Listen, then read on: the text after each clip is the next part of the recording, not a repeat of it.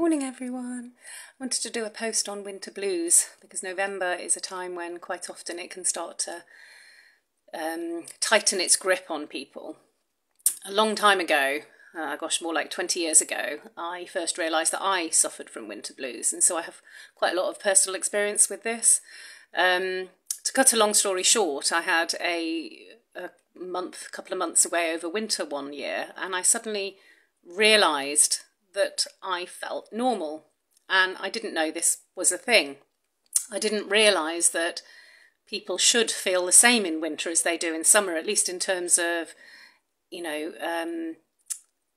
mental health. Obviously in winter, if we go by the cycles of the seasons, winter is a time for retreat and a time for contemplation. We tend to spend more time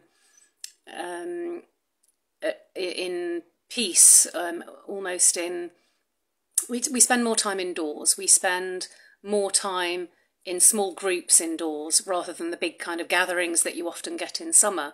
So in some senses there are differences by the season, and part of it I think is recognising what you as an individual need in the different seasons. It's noticing your own cycles of energy, your own personal needs, where your mind tends to, how your mind changes in the different seasons. So for example, we all have these natural cycles in life, and for women we have monthly cycles as well, which are very similar to the annual cycle, in the sense that there is a quarter of the year where we are more creative. There is a quarter of the year where we have more energy and action. So for example, when we look at the annual changes, that's what's commonly known as the spring cleaning period. We're suddenly focused and ready to go and ready to take action. And winter obviously is more of a hibernation period, where we may want to spend more time in retreat, cozy up with a warm drink and warm clothes, spend time in quiet contemplation, spend time in small groups of people, enjoying each other's company. But there are ways of being that are not normal and shouldn't be tolerated, in a sense, is what I'm saying.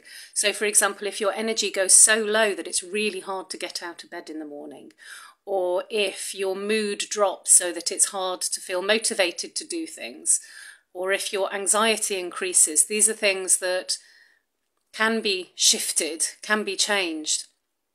So for some people, obviously, there's more serious medical reasons behind how they're feeling, and then it might be advisable to go and see a medical professional and speak to them about this. But for others, there are things that we can do that can change, that can shift these difficult feelings, so that we can function much more better in winter and, dare I say, enjoy winter, which was a big surprise to me when I realised I could actually enjoy winter. So about 20 years ago, I realised that if I have a patch of sunshine, as in a couple of months of sunshine over winter, which I'd never had before, that my mood shifted dramatically. And then I decided to buy a sad lamp. And I was astonished that within 3 days, my entire mood had changed, my energy levels had lifted. So I actually used the Lumi brand, and I've never used any other brand, so I can't speak from personal experience for any other brand. And I started with the Bright Spark model, which it was advised to sit in front of for an hour, but I personally needed it for about 2 hours. So I used to take it to work, and I had to change my seat so that no one else had to look at this bright, glaring light in their faces. And it's interesting because I hate fluorescent lights. I hate bright lights generally.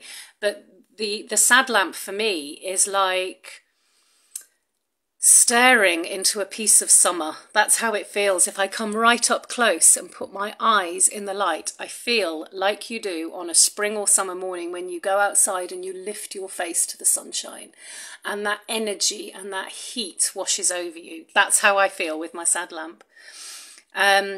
More recently, certainly within the last decade, I switched my Bright Spark for a Lumi Brazil, which I don't have to sit in front of for quite as long.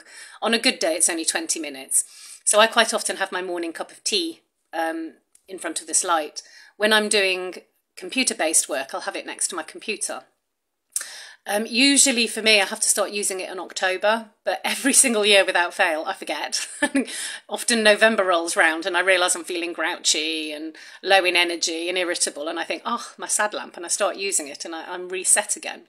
So certainly invest, and it is expensive, but for me, investing in a sad lamp was by far and away the best thing I could ever have done for myself. And I think then when I bought it, there was a box that I could tick. You can self-diagnose with seasonal affective disorder, which is what SAD stands for. And if you did that, you got it VAT free. So there's a little tip for those of you who do feel like they need one of these lamps. I would like to highlight that I'm not getting anything for talking about Lumi. I'm just incredibly passionate about my own experiences using a SAD lamp, because honest to God, it changed my life. All my relationships would break up. I'd break up in like February. So, that's to show how difficult I found winters. Since coming to Sweden, I've added some more tips to my coping with winter toolbox thing. So the importance of a good breakfast I cannot highlight enough. And from having done a bit of research with Swedes or people who've lived in Sweden a long time, I have either decided to include eggs or porridge in my breakfast. So having something really nutritious that can keep you going for a good few hours and keep you warm and keep your body feeling strong and nourished, that you're full enough. That's really helped. I've been looking into the research behind cold water swimming, and whilst I started off and did a few swims, I'm not quite there yet in terms of doing it. So instead, and I started this last winter, I'll have a hot cold shower in the morning. So I'll have my normal shower and then I'll do a cold blast for as long as I can tolerate it. And I have noticed that my ability to tolerate the cold changes throughout the month. So if you can only handle 1 second, that's fine. If you can handle longer, great. But don't push yourself to handle more than is comfortable. So a quick cold blast, and then I turn the hot again on to warm myself up. On the days that I can't even cope with a hot cold shower, I'll do very, very cold water, run the water cold as long as it needs to get really nice and chilly, and wash your face with it, taking deep, slow breaths. Interestingly, I found that helped with joint pain too. So there's the hot cold thing that really helps energize your nervous system. It helps to stabilize your mood and helps with anxiety too. Other things that can be very important in winter are supplements, so things like high levels of vitamin D. If you feel you want to get checked by the doctor to see your levels first, then go ahead and do that too. Otherwise, you can get over-the-counter supplements.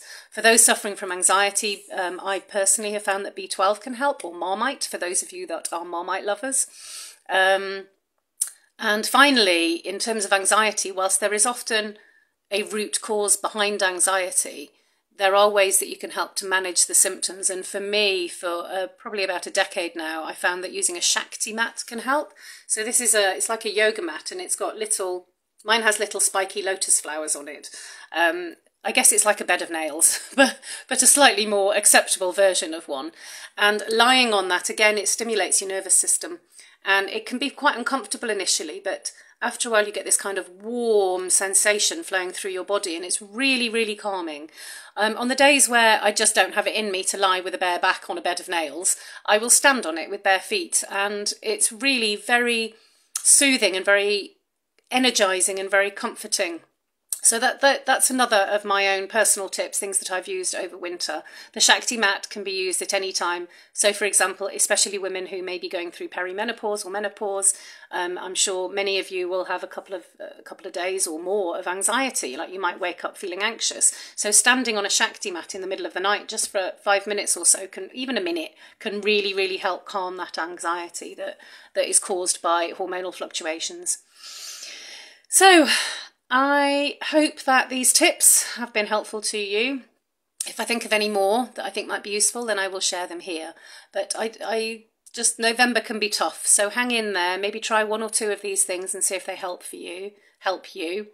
I will write up below this post the tips in a nutshell. If you don't have time to listen, or a space where you can listen, I will type them up below for your benefit. So I hope you have a good week. Here it is very snowy and cloudy and grey. Wherever you are, I hope you find something in the weather that you can enjoy or appreciate or get some happiness from. And I hope you have a good week.